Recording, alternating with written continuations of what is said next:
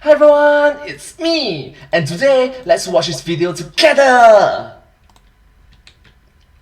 Oh, let's start! Gaijin Goomba, through respect, awareness. Thank you so much. Bringing culture to game channel. Thank you. Hey everyone, Gaijin Goomba here. Hi, Gaijin Goomba. You know, it's almost been 2 years now since I started this show, and one of the things that I talked about in one of my very first videos was the Legend of Zelda, specifically about the Triforce. Some of you hardened veterans may remember how I said the Triforce was an icon taken directly from the Hojo clan's Mitsuuroko. Well, I've been giving it some thought, and I think it's about time that I return to this franchise. And believe me when I say there is a lot to talk about. But for this time around, I want to do something special. Let's talk controversy. From the original Legend of Zelda... Okay, this video is going to be quite controversial, so sorry. Zelda Triforce of the Gods to present day, there have been a lot of things that have gotten this franchise into hot water. One of the first, though, was the Manji. It was the third temple in the original Zelda, and you can see why it sparked such controversy. Even to this day, there are people who are freaking out thinking that Zelda had a secret agenda with Nazis. But what's truly sad here is that the swastika has a completely different, polar, opposite meaning.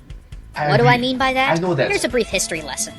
The word swastika is broken down into 3 words in Sanskrit. Su, meaning good, asti, meaning to be, and ka, meaning one's soul. So all together now, well-being of the soul. It was a symbol of luck, peace, and prosperity amongst many different regions and religions, spanning its origins back to the Bronze Age. Buddhists and Hindus of Asia, Africans, Armenians, Greeks, Baltics, Slavics, even the good old USA used the swastika in one positive fashion or another.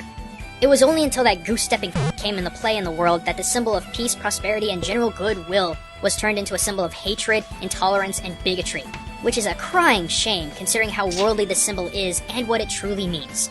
See, because of one incident that spanned across a few decades, just one incident of a few decades causes a history, a knowledgeable history, that's then passing down for thousands of years. Just be bad. Come on, come on, come on. What is human doing? So you know what, Zelda? You keep doing what you're doing. Now some of you may be saying that this was a simple controversy, that a lot of people know good and well that the Nazi swastika is not the same as the everyone else in the world swastika. Alrighty then, let's talk about something that lingers even more so in the shadows. Something that everyone knows was a controversy but perhaps have absolutely no idea why. Let's crack open the Ocarina of Time. Oh, this game. This game is so ripe with controversy that some major changes had to happen. But why? What was the big deal? What was so wrong with the mirror shield? What was wrong with the chanting in the fire temple? Well, folks, hold on to your butts, because these 2 things are so controversial, I needed the help of my Islamic fans to help me get the message out and right. And the response from you guys has been absolutely stellar. My good friend, Mohammed Faisal, and one of my artists/staff members of the Gaijin Goomba fan club on DeviantArt.com, nicknamed Karas, who are both Muslim, have been assisting me and will be assisting me explaining these issues. So let's start with the mirror shield, as well as every block and switch in the entire game. Now, according to the internet, the star and the crescent symbolizes the embracing of Islam. But what exactly does that mean? Well, I sat down with my buddy Mohammed and he explained it like this.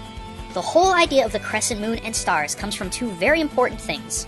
Firstly is the holiday of Ramadan, where Muslims fast from dawn till dusk, wear simple clothes, and perform good deeds. When fasting, Muslims will not curse, eat, drink, smoke, or wear perfume. But man, when that crescent moon appears in the sky, it's time to cut loose with one of the most energetic Islamic holidays ever.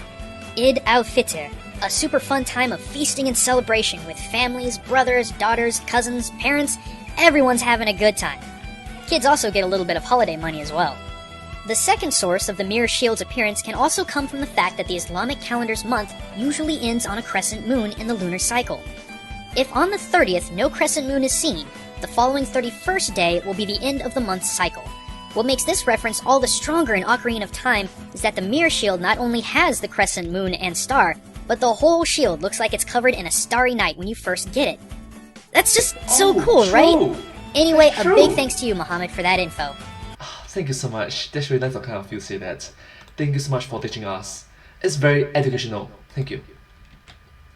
Alright, so the crescent moon and star may not be as controversial as some of you may have thought, but the fire temple. Oh boy, this one was a doozy. Let me go ahead and explain something here.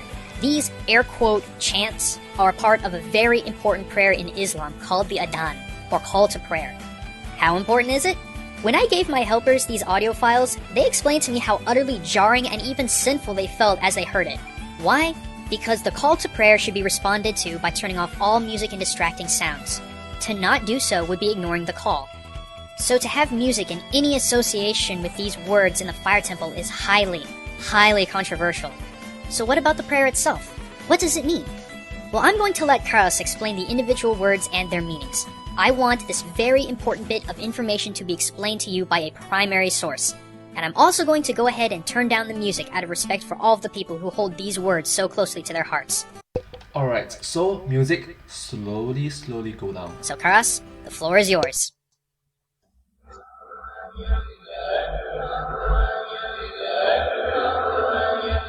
The following can be heard as inshallah. Inshallah meaning, if Allah wills, or God willing.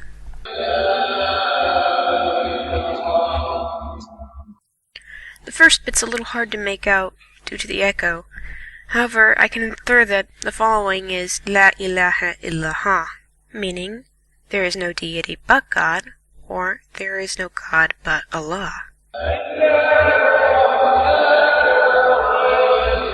Now this one's a bit harder to make out due to the overlapping echoes of the previous track. However, it can be inferred that it's saying Allahu Akbar, meaning God is great. Now before anyone asks, no, this is not a completed prayer. However, these are quite common words in Arabic dialect. For example, inshallah, most people use this as kind of like a maybe whenever you go into a conversation. For example, if I really wanted something, my mother would say inshallah, aka if God wills, and eventually I'd never get an answer, I'd never get a yes or a no, but hey, if God wills. Next is, La ilaha illallah. Now, La ilaha illallah, of course used in many prayers, is also a huge portion of the Shahada, which is, well, what you say to become a Muslim. In this case, La ilaha illallah Muhammadur Rasulullah, which translates to, there is no God but God, Muhammad is the messenger of God. And lastly, Allahu Akbar. Now, Allahu Akbar is used in, well, every prayer. Well, pretty much every prayer. This is what we say before we, bring our heads down to bow before God. With that said, that's all I can add here for now, Gaijin. Hope this was of help to you. Thanks, Karas. Some of you may also be wondering why this was used in the Fire Temple and not somewhere more obviously Middle East themed like the Spirit Temple. Well, remember back in my first Final Fantasy video when Why Fire Temple and not Spirit talked Temple? about Ifrit, or Ifrit, if you will? I stated before that Ifrit are beings of fire and not inherently evil. Many of them are believers. Now, some of them are called out by certain music or sounds, and it may be the gentle music of the Fire Temple that brings out the Ifrit who begin the prayer. Beings of Flame, Temple of Flame, prayer chanting after initial music is played, it just all makes sense. And I believe that's all I have time for today, everyone. Did you like the information? Well, this is just a tip of the iceberg when it comes to all of the cultural references I've discovered and continue to discover about The Legend of Zelda. If you guys want to hear even more, let me know in the comments section. If enough people are interested, I could easily turn this into another little mini-series. I think you would all really enjoy the mounds of information I have. But until then, this is Gaijin Goomba, signing out. Thank you so much. Thanks for watching, everyone. Be sure to check out my channel here for more videos about culture and gaming. You can also find me on Facebook, Twitter, and the above-mentioned Gaijin Goomba fan club on DeviantArt.com. But if you're hungry for more, MatPat, Ronnie, and myself have even Aw, MatPat, Ronnie, thank you so much. more mind-blowing soup ready to serve on the Game Theorists channel. Careful though, it's hot, hot stuff. Thank you so much for watching this video. If you do like this video, please remember to like, share, and subscribe to my channel, and comment down below if you feel like share with us. Thank you so much, and don't forget to follow my channel as well. Thank you. I hope that you find this video as much as interesting as I like this video. Thank you so much. But hey, that's just a game exchange. Thanks for watching. Thank you.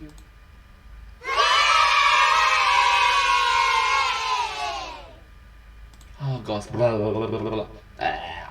Sorry.